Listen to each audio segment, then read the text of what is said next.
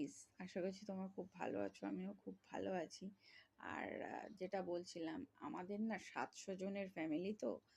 আমি হচ্ছে জয়েন্ট ফ্যামিলির মেয়ে, ঠিক আছে। আমাদের কিন্তু 700 জনের ফ্যামিলি। আমার বাবারই ফ্যামিলি হচ্ছে 700 জন, আর মায়ের অত বড় না হলেও তাও মা মোটামুটি জয়েন্ট ফ্যামিলি। কারণ 3 ভাই 3 বোন, ঠিক আছে।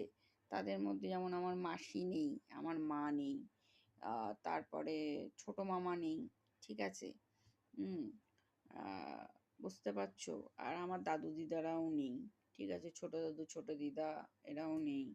তারপরে দিদিমা নেই, ঠাকুমা নেই, আমার বাবাও নেই আর কি। কিন্তু আমাদের কিন্তু যাই বলো না কেন, আমাদের কিন্তু ফ্যামিলিটা কিন্তু 700 জনের ফ্যামিলি, ঠিক আছে।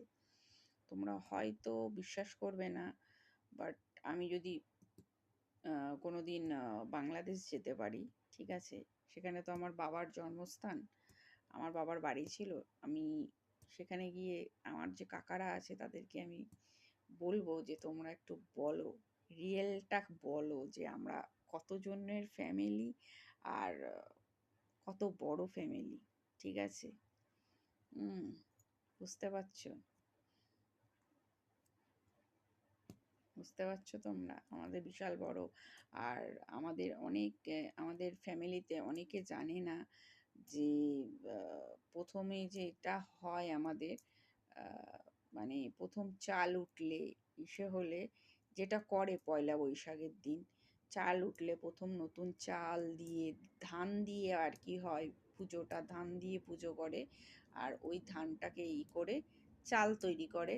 চালটাকে তৈরি করে ওটাকে গুঁড়ো করে, ঠিক আছে। গুঁড়ো করে ওটাকে কিন্তু নবান্ন তৈরি করা হয়, ঠিক আছে।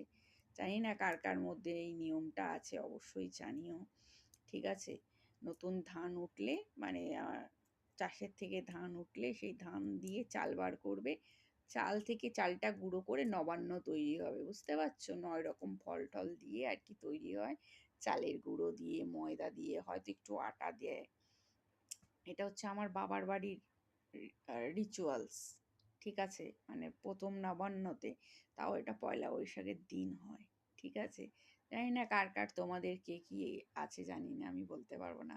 আর তোমাদের যদি থেকে থাকে অবশ্যই কমেন্টটা করো, জানিও, ঠিক আছে।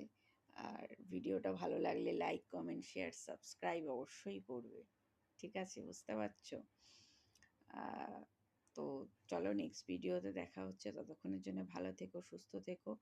আর অনেকেই আছো ভুল ভাল কমেন্ট করছো, বাট ভুল ভাল কমেন্ট করো না। আমার না আছে